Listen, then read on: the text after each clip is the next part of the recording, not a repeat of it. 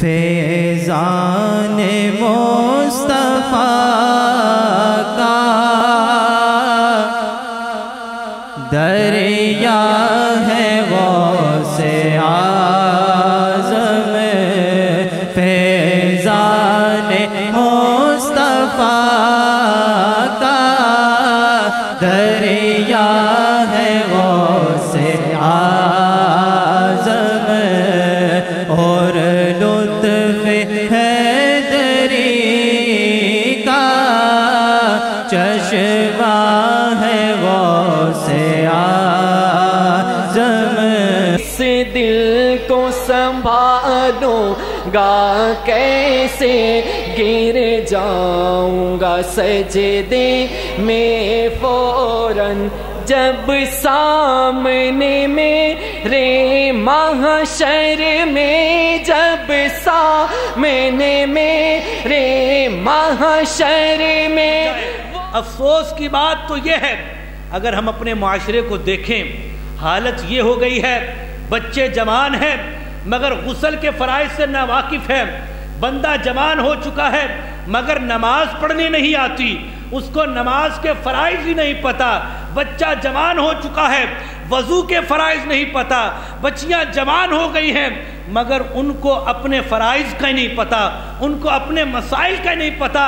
یہ جو جاہلیت پھیلتی جا رہی ہے، اس کی ایک وجہ یہ ہے کہ نہ ہم دین اسلام کو ترجیح دیتے ہیں اور نہ ہی ہم اس کو آگے پہنچانے کو ترجیح دیتے ہیں۔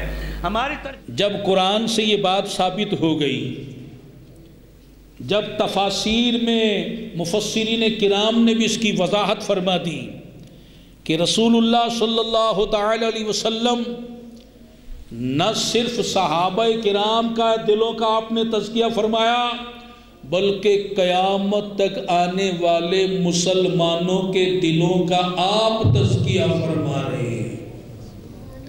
تو اب اس سے چند عقائد ہمیں واضح طور پر معلوم ہوئے۔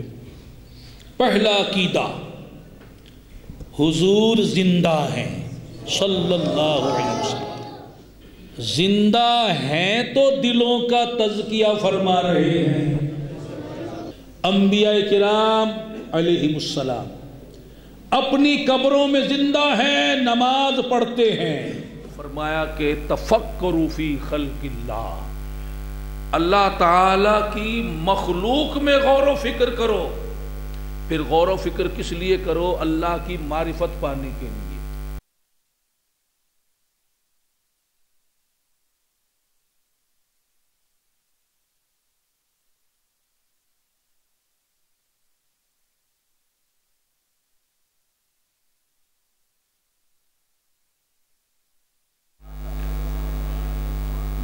غلام مرتضیٰ بن شبیر حسین گجرات 83 نمبر لے کر گڈ پوزیشن پر آئے۔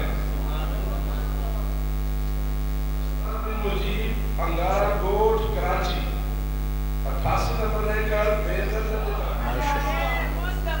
گجرات سے ان کا تعلق ہے، 100 میں سے 98 نمبر آ سکے، اور یہ خوش نصیب ہے کہ پیر صاحب کے ہاتھ سے انعام لے رہے ہیں۔ ماشاءاللہ ماشاءاللہ ماشاءاللہ الحمدللہ۔ محترم بھائیوں بزرگوں، محترم ماں بہنوں بیٹیوں، آپ نے دیکھا نگران بھی پیپر دے رہے، محسن نگران بھی پیپر دے رہے، ناظم اعلیٰ بھی پیپر دے رہے، قاری بھی پیپر دے رہے، ہر بندہ پیپر دے رہا ہے، اسکول والے بھی دے رہے، پروفیسر بھی دے رہے۔ تو ہمیں چاہیے کہ ہم بھی بھرپور آئندہ تیاری کر کے آئیں اور آئندہ امتحان میں بھرپور۔ یہ تیرے بندے اور بندیاں جو تیری بارگاہ میں دعا کر رہے ہیں، تو ان سب کا مولا ہے۔